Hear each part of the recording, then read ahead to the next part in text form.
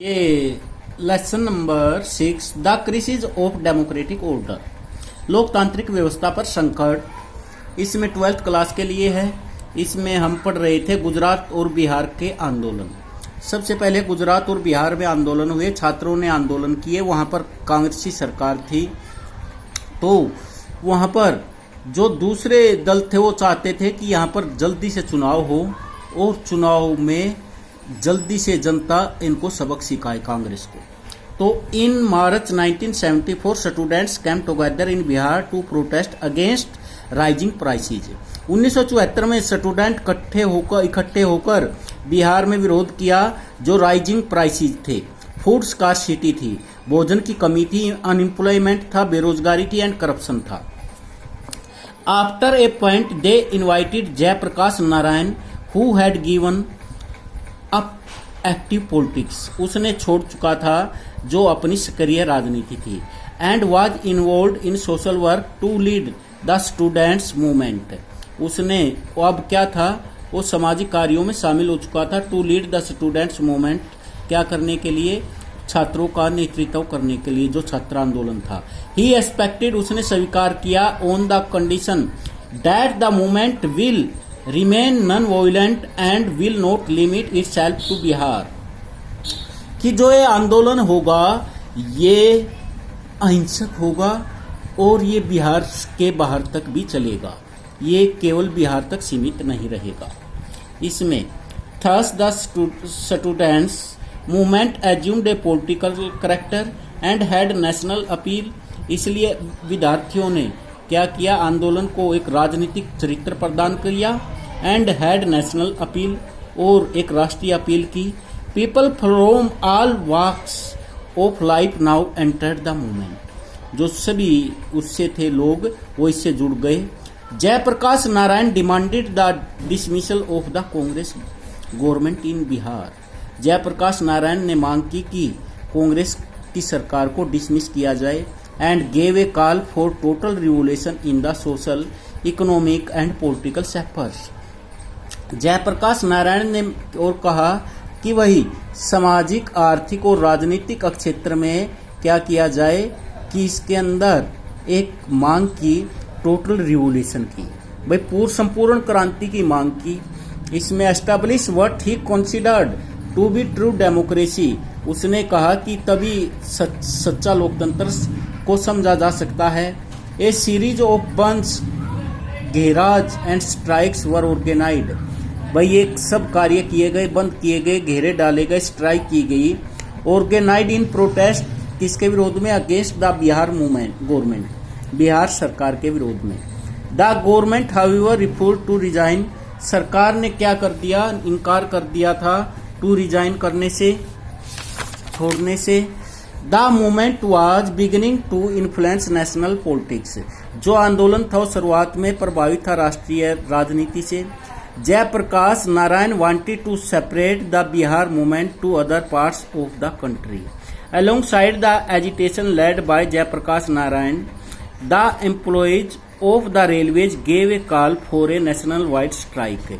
जो national wide strike की भी इन्होंने मांग की, किसने, रेलवे कर्मचारियों ने। दिस थ्रेटन, यह चेतावनी, टू पैरालाइज द कंट्री, इस चेतावनी ने पूरे देश को अपाहिज सा कर दिया। In 1975 JP led a people's march to the parliament. 1975 में जेपी ने नेतृत्व किया लोगों का पार्लियामेंट तक। This was one of the largest political rallies, यह एक बहुत बड़ी राजनीतिक रैली थी, ever held in the capital, जो राजधानी में हुई।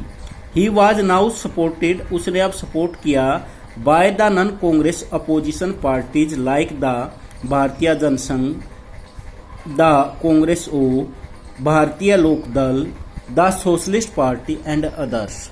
These parties were projecting JP, वो प्रोजेक्ट कर रही थी जेपी को एज एन अल्टरनेटिव, एक विकल्प के रूप में, टू इंदिरा गांधी के लिए। However there were many criticism, वहां पर बहुत सी आलोचनाएं हुई about his ideas and about the politics, of mass agitation, बहुत जन प्रतिरोध हुआ। ये that he was employing both the Gujarat and Bihar, दोनों में गुजरात और बिहार में एजिटेशंस जो भी आंदोलन थे were seen as anti Congress, वो दिखाई देते थे कांग्रेस के विरोध में। And rather than opposing the state governments, और वो क्या कर रहे थे, विरोध कर रहे थे स्टेट गवर्नमेंट का। They were seen as protest against the leadership of Indira Gandhi, वो दिखाई दे रहे थे कि विरोध कर रहे थे किसके नेतृत्व का, इंदिरा गांधी का। शी बिलीव्ड, वो विश्वास करती थी, that the movement was motivated by personal opposition to her, ये विश्वास था कि जो आंदोलन था वो प्रेरित है किसके लिए, व्यक्तिगत विरोध के लिए, टू हर, उसके लिए। अब कन्फ्लिक्ट विद जुडिशरी, भाई न्यायपालिका के साथ संघर्ष। This was also the period when the government and the ruling party had many difference with the judiciary, भाई सरकार और रूलिंग पार्टी में कुछ क्या थे, अंतर थे, किसके साथ, न्यायपालिका के साथ। डू यू रिमेंबर, क्या आपको याद है, the discussion about the long drawn conflict between the parliament, जो लंबा संघर्ष था संसद में, एंड द जुडिशरी में। You have studied this last year. 3 constitutional issues, 3 constitutional संवैधानिक मुद्दे हैड अमर्ड, ये पैदा हुए। कैन द पार्लियामेंट एब्राइड, क्या फंडामेंटल राइट्स, क्या जो पार्लियामेंट है वो कटौती कर सकती है मौलिक अधिकारों में।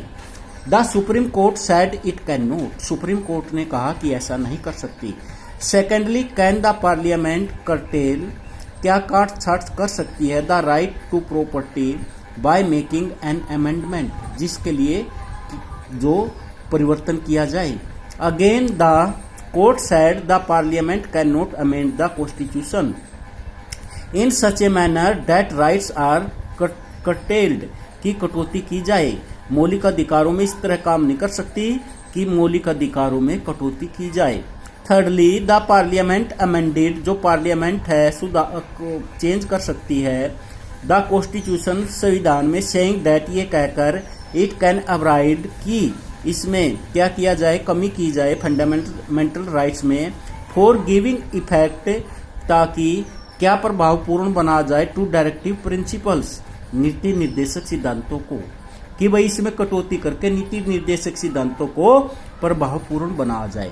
But the supreme court rejected, परंतु सुप्रीम कोर्ट ने रिजेक्ट कर दिया this provision also. This led to a crisis, यह एक संकट था, as far as the relation between the government and the judiciary were concerned, ये दोनों के संबंधों में एक टकराव पैदा हो गया था।